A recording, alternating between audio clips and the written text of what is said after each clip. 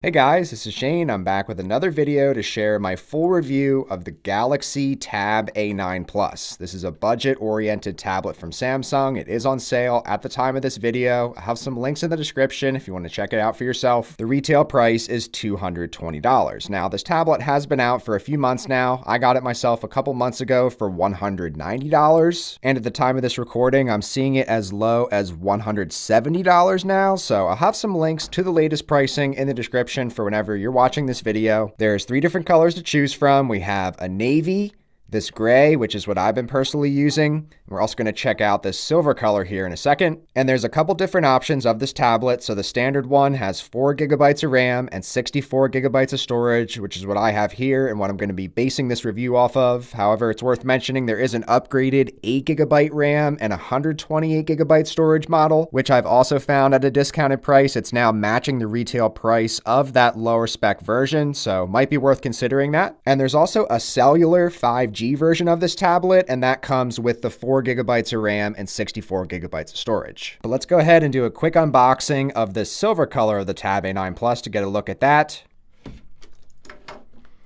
So just one sticker on here. Have our device on top. Let's go ahead and put this to the side, see what else we get.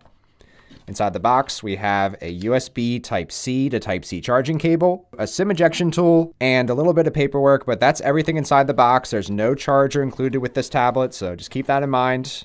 Let's go ahead and check out the star of the show here, the Galaxy Tab A9 Plus.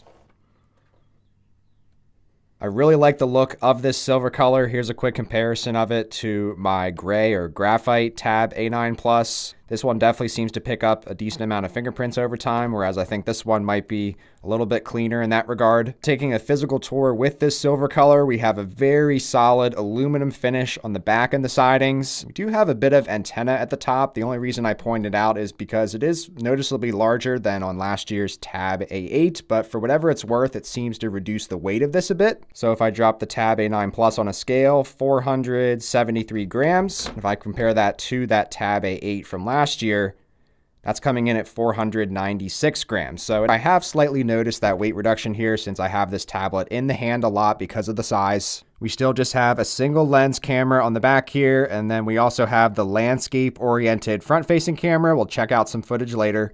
On the top, we have our power and volume rockers, one of our mics. On the left and right sides, we have our quad speaker setup. We have another mic on the right, have our Type-C port capable of 15-watt fast charging. And great to see that we still have a headphone jack all the way over here on the corner. Sometimes I forget about it on this guy because it's so far over here, but we do have a headphone jack. We also have a micro SD card slot, so we can put up to 1 terabyte of additional storage in here. And if you have the 5G version, this is where you'll put your SIM card, but you can also use an eSIM with this tablet. And interestingly, Samsung included their official connector pins on the bottom of this tablet. If you take Samsung's other current keyboard cases for their Tab S9 FE or S9, for example, even though the pins would line up, these brackets that are at the edge of this case and here on the tablet, they don't line up. So you can't use Samsung's official keyboards just yet with this tablet. Hopefully that changes in due time. But now getting into actually reviewing this tablet, since like I said, I've been using this for a couple of months now, I definitely have a good feel for it. And I'm definitely ready to share my full thoughts on it. Starting with the biometrics, getting into this tablet, we have face recognition on here. We don't have any fingerprint sensor, but the face recognition works really well on this tablet. It gets me in every single time, and more importantly, when it's on a desk or a table and it's farther away, that also unlocks instantly. And once you're in, you'll be greeted by the new 11-inch display. We have a 1920 by 1200 resolution. This is a TFT LCD display, and it's been upgraded to have a 90 hertz refresh rate, which has been an appreciated upgrade over the previous A series tablets with just the 60 hertz refresh rate. Now, the tablet overall did get a little bit larger compared to the previous A-series tablets because of that larger screen size. This Tab A8 had a 10.9-inch screen. I have noticed just a slight aspect ratio difference that I've definitely appreciated on this A9 Plus. And again, the tablet is lighter overall, which I've also noticed just in the hand. We still have enough bezel here to hold onto this tablet in any sort of aspect ratio you want to. And overall, in my first 2 months of usage, I've really enjoyed just grabbing this tablet at a moment's notice, getting in right away with the instant face recognition, and having this nice large display with a good resolution and smooth refresh rate to do whatever it is that you need to do. Even though we don't have an AMOLED screen like on a lot of other Samsung devices, the colors have been pretty good for me personally, and more importantly, the screen gets plenty bright, so able to use this in any scenario, and for the price, I'd say the screen is definitely good enough. As far as the actual usage and the performance of this Tab A9 Plus, this comes packed with the Snapdragon 695 processor, so just your average scrolling and navigation throughout the tablet is going to be perfectly fine. Might take a split second for applications to open, and there is a little bit of stuttering between various animations sometimes when you're switching between different apps. If it's a recently used app, it'll open perfectly fine. All of my productivity tasks have been good on here on Excel.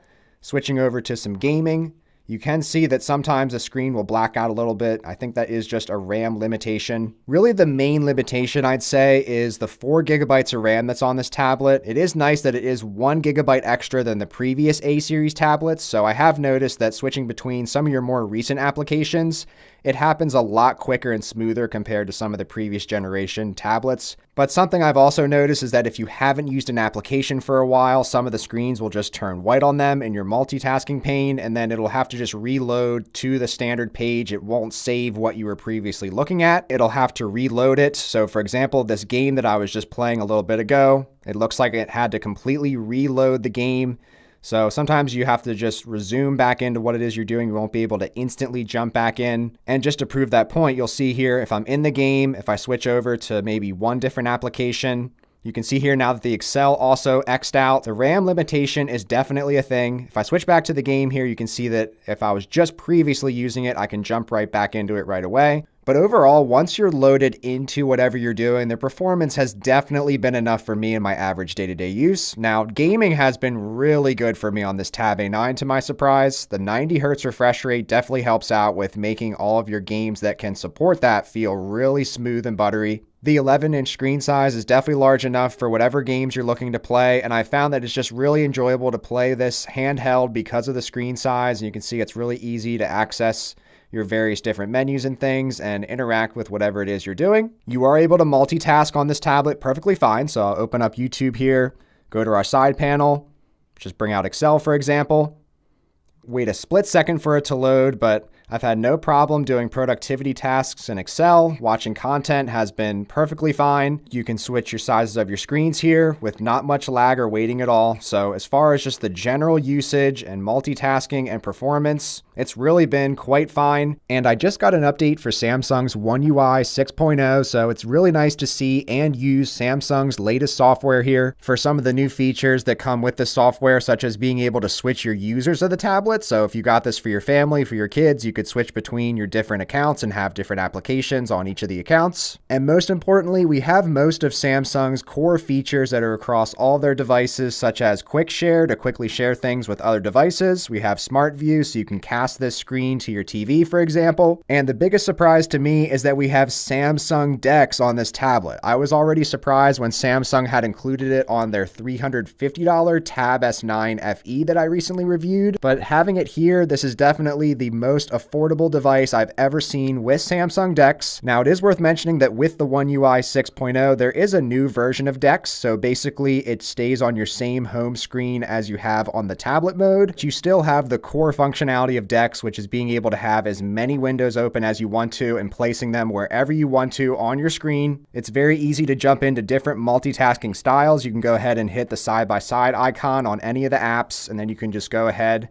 find your other app that you want to have open, go ahead and open up YouTube. And then it's super easy to just go back and tap on this icon to then make this more of that smaller option and being able to put it wherever you want to. Now, one of the areas that surprised me the most on this Tab A9 Plus was the battery life. So if you watch my previous videos on the Tab A8 and Tab A7, you'll see that I would get around 7 hours of screen on time in one battery cycle usually. But on this Tab A9 Plus, I've been getting way more battery. So my first use case, I used the tablet for 2 days and got 10.5 hours of screen on time. I was watching a lot of YouTube, so that definitely could have contributed to the extra battery. In a use case where I did do some gaming, I got 8.5 hours of screen on time, which that is a huge improvement for me personally over the 7 hours maximum that I used to get on those previous tablets. Mind you, I did do some gaming with a 90 hertz refresh rate of old school RuneScape. Another use case, I got 3 days and 1 battery charge out of this. Again, near 8.5 hours of screen on time. In another battery cycle, I got 2 days and 7 hours of battery life. And during that time, I used the tablet for 10 hours and 21 minutes. So you can definitely push this tablet a lot longer. But something that still takes a longer time though is the charging speed. So in 30 minutes, it gets up to 23%. After an hour and a half, it gets to 70%, which is okay, but for some reason, it takes forever to get back to a full charge, 100%. Sometimes I'd leave it overnight and it would still be at 99%. So I don't know what's up with that, but regardless, a near full charge will still take about 2.5 hours. Another pleasant surprise I found with this Tab A9 Plus is that the official book cover case that goes with it has been drastically improved over the previous versions for the previous tablets. So it's the same $50 price, but it has a lot more protection, mainly side protection, which the old ones did not have. And the new origami style backing gives you a ton of different options for standing this tablet up in any way you could possibly think of. So I would definitely keep an eye out for the official case that goes with this tablet. I've seen some offers online at this point from some retailers that will offer this case alongside it for free. Taking a look at the cameras, we have the single lens on the back. This is an 8 megapixel lens. Your average everyday photos are pretty average, honestly, not that great. You can digitally zoom up to 10 times if that's something that would be worth it to you. And you can record video as high as 1080p 30. And the same goes for the 5 megapixel front-facing camera. This films in 1080p 30 resolution, so not the greatest video quality by any means, but certainly gets the job done for video calls with family and friends. But overall, all things considered, I've been really enjoying this Galaxy Tab A9 Plus, my first couple months of usage. I'm actually reaching for this tablet even though I have access to other higher-end Samsung tablets. I just really like this device for the price and all the things that it features. It honestly gets the job done for me for my personal basic tablet needs. Really, the only points of criticism I have for it is the RAM limitation, which you might want to consider getting the 8GB RAM model. And probably the biggest downside to anyone watching this video is there's no S Pen that goes alongside this tablet. Personally, I've just found a stylus in my house that I've been using with this perfectly fine for when I do want a bit of a stylus experience to go with this. But if you want that S Pen experience, you are going to have to bump up to a higher end tablet such as this Galaxy Tab S9 FE, which this does have a fair amount more of bells and whistles. We have the water and dust resistance on this one. We have the IPS display, so a nicer looking display on this one. Honestly, the performance has been pretty similar for me on each of these tablets, so that's not really of concern. And even though this A9 Plus has a quad speaker setup and the speakers do sound quite good, the stereo speaker setup on the Tab S9 FE does actually sound better, surprisingly. There is a slightly upgraded camera on this S9 FE, being able to film in 4K 30, and more importantly, the front-facing camera is a 12 megapixel, so you might get better quality videos on the front-facing. This one also comes with the official connector pins, and this one you can connect with Samsung's official keyboard cases. However, the price of this one with current discounts is twice the price of this A9 Plus, coming in at $350. So I think the main takeaway is that obviously there's going to be some cons and downsides to this Tab A9 Plus. It's not going to have everything that Samsung offers in a lot of their higher end tablets, but for the price, for everything that's offered here, I've been really happy with this Tab A9 Plus. I can honestly recommend this tablet to anyone watching this video. Anyone of any age can get a lot of use and enjoyment out of this device, but I'll definitely be curious to hear your thoughts on the Galaxy Tab A9 Plus down in the comments below. And if you enjoyed this video, then be sure to give it a thumbs up, and please consider subscribing to the Shane Simons YouTube channel today. Since I'm going to be checking out the smaller Galaxy Tab A9 Non Plus, this is a previous version that has this similar form factor, and lately I've been checking out more of Samsung's more affordable devices, so I'll have a video soon as well on the Galaxy A05s. This is a $200 phone that has an AMOLED display, so lots to check out here on the channel. Thanks so much for watching. Take care.